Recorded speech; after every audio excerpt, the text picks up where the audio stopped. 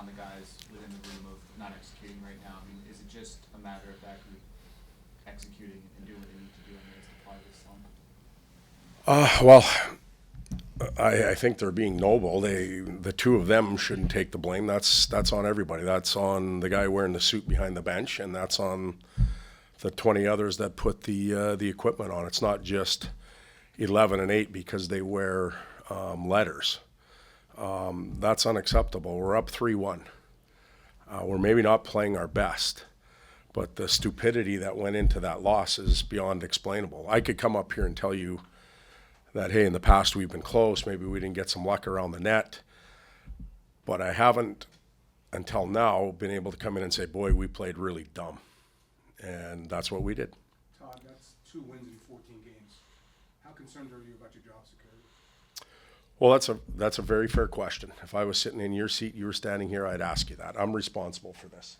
And when you look at the team that played the first, I don't know, what do we want to call it, 25, 30 games, if you will, it doesn't look like the team that's playing right now. And I'm responsible for it. Our staff is doing what we can, or what we believe we can, to get them to turn it around. We're trying different things at different times, but I'm going to keep pushing away. I'm going to try and push buttons, poke people, praise people, look at how we do things. Our numbers, our underlying numbers, say we're more the first half team than the second half team, but the win column doesn't say that, and that's all that matters. So it's a very fair question. Both Kopitar and Dowdy said there are guys who were looking for points and goals rather than playing for a team game. Is that alarming to you? Yep. I would call that stupid hockey. And I think I explained that right off the bat. Look, we've struggled to score goals. I think that's evident.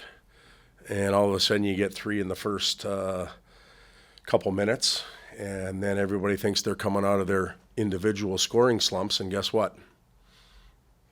Suck on that at the end of the night, and that's how it went. But we weren't playing that way when we were winning. So have we become selfish? Have we become self-driven? Have we gone into our own individual shells and self-preservation? I'm not sure, but it shouldn't be that way. Coach, does it feel like you've reached bottom the way you lost this game? And can that spark a different approach on what you need to do with these guys? Well, there's only so many, I don't even think this is a good analogy to use. I was going to say bullets in the chamber, and that's an awful thing to be using nowadays. So there's only so many pokes and prods that one can pull out of his hat. And we pulled a lot of them out already. So at some point, it has to hit home. And if it doesn't hit home, we're just going to keep doing what we're doing. And that's insanity. So it's not what we want to be. It's not who we are. But right now, it's who we've become. And that's concerning. Who do you have to lean into here going forward? Is it Drew and Kopi and the more veteran group, or is it trying to lean into the younger kids and trying to get through them? Well, I think it's a combination of both. Each night, for so long, I thought that Danault's line was really playing well and carrying us. It was kind of put on the shelf. We don't have to take care of those three. Like they're getting it done. Kopi's line got it going tonight. They looked the way they should look. But then we lost Danault's line. They were -4. They should have been -3. Grundy turned it over and got off. They sucked on that minus for no reason. But every night it's a different group. It's a D pinching at the wrong time. It might be a save. So we're all over the map. But who do we lean on? The group as a whole. I see positive signs from some of the youth right now. I think Quentin Byfield's a consistent, steady, honest player night after night after night after night. Put him on the ice and count on him. I think Laugh is evolving and developing, but there's some in-between guys that really have to get going. There are some younger ones, and then some of the older ones as well. So we're all in it together. I don't think we can single out an age range. Todd, you mentioned stupid hockey there, and it was very visible, some of the turnovers leading to goals. You also mentioned potential selfishness. From a coach's coaching standpoint, how do you eradicate these individual mistakes? Well, we're trying. You know, it's 3-1. We've got our physical, tough defenseman who's done an incredible job. And we're running a face-off play that makes absolutely no sense. We're pulling a righty up to the top when we should have been pulling a lefty. To me, there's no thought that goes into it. They just call a play and they're going to run it, and it makes no sense. So how do you can't jump into their heads at that moment. You try and prepare them as much as you can. You try and hold them accountable. But there's moments we all have to be responsible for. We have to think properly. You can't just skate around hard. It's useless energy sometimes. So we got to get better at it. Todd, in the past, you talked about wanting to use everybody on the bus, and you've rotated some guys in on D. Kaliev's on the outside. What's the likelihood that Oh, he'll get his opportunity. Yep. on this road trip? Oh, yeah. What Yep. what does he need to do to stick in the lineup now? What you guys need to understand, okay, you see him skate and shoot. He's got to fit the team. Okay, and I know some of you guys are nodding because you're around the group long enough and you get it. Arthur has to fit. He has to work hard to fit. And you got to be good, and I'm not saying Arthur's not a good teammate, but you got to be able to fit and want to be here and want to be out there and want to be successful. And when he does that, he'll play again. When you say want to be here, is that in response to the? No. Arthur Kalev doesn't phone some guy in Toronto and say, hey, you know what, I'm looking for a new home. His agent might, but he won't.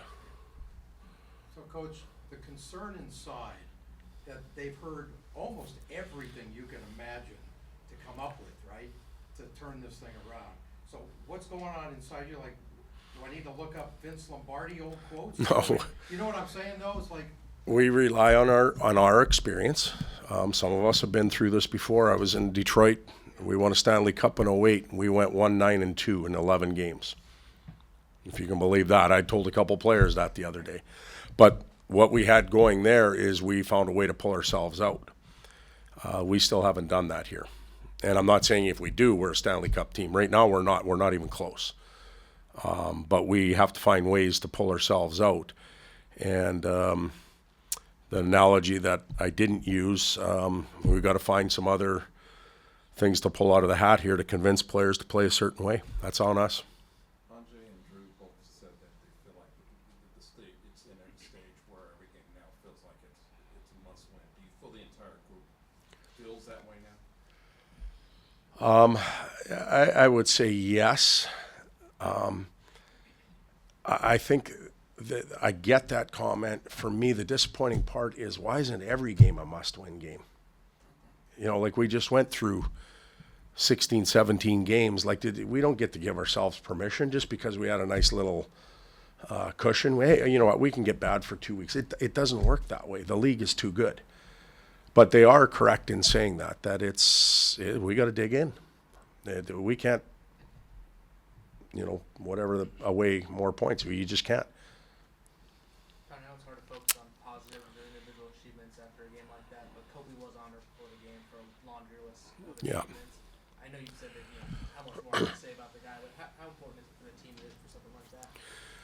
Well, that is the Kopi career is certainly separate from what goes on tonight. And Kopi played well tonight, probably his best game in a long time. He looked a little more energized, but that is a separate entity. So when we go and talk about that, let's honor him the right way and make sure that we understand that he's done incredible things for all of us in here. He's entertained for a long time, and that those minutes before the game were very well earned. I've been lucky enough to be on both benches, the visiting and the home, with him involved, and it's been an honor to be in the rink with him. That's going to go on for a while. He's not, there's not a moving truck at his house. He's not going anywhere, and I think he still has a lot of hockey left in him. That's a positive sign for all of us, especially in the locker room. What happens now? Tomorrow, do you practice before you fly? We do. We have a earlier practice tomorrow. I think we skate at 10:30 if I'm correct, and then we get going. And those type of days are really quick because they're rushed. We skate, we clean out, probably have a meeting in the morning, Coaches will rewatch the game. There'll be either a team meeting or there'll be satellite meetings with different players, different groups, and then we get on the plane and go to Colorado. Do you do anything different, or do you rely on the structure that Well, know you need to be there? no, we'll rely on experience. So the coaching staff has a lot of experience. We'll rely on that. We'll look at it a certain way. We'll decide our demeanor and our approach with the group. But it is quick. It's a quick turnaround tomorrow. It's not like we're at home and we've got 2 days off. While we're skating, the trainers are hauling stuff out and putting it on the truck, and we're gone. So there isn't a lot of time to really dig into it. So our day will be fast, and we'll move on. Is this a good time for that? For a road trip, well, we just came off one, No, so I mean, the quick turnaround as opposed to, would you rather have 2 or 3 days where you could really get your point across? well, I would like to have some practice time, yes, but we're not blessed with that in the NHL. And we can, if saying get my point across is line them up and skate them to death, I'm not doing that. I just don't believe in that. Plus, they need their energy to clean out their brains a little bit right now and think clearly. Our job's to try and find ways to help them, and that's what we'll do tomorrow in our short time frame. During the stretch here, how often have you guys had, whether it's player coach or player only, just those kind of meetings where you just kind of hash it out? Oh, we've had some of those, yeah. Whether it's individual, whether it's a line, whether it's the group, but we've also had those when we were winning. We had a lot of those when we were winning. We had a lot of those when we're losing. So it's nothing unusual. It could be different demeanor, different approach, a different tone, but we have them regularly. Todd, your comments about PL after the last game maybe weren't a direct message to him, but I imagine that message has been sent to him that he needs to be a difference maker. Do you feel like he was that tonight? I thought he had a good game tonight. I don't know what it, from afar, but from on the bench, I thought he had a good game tonight. He was a factor in the game.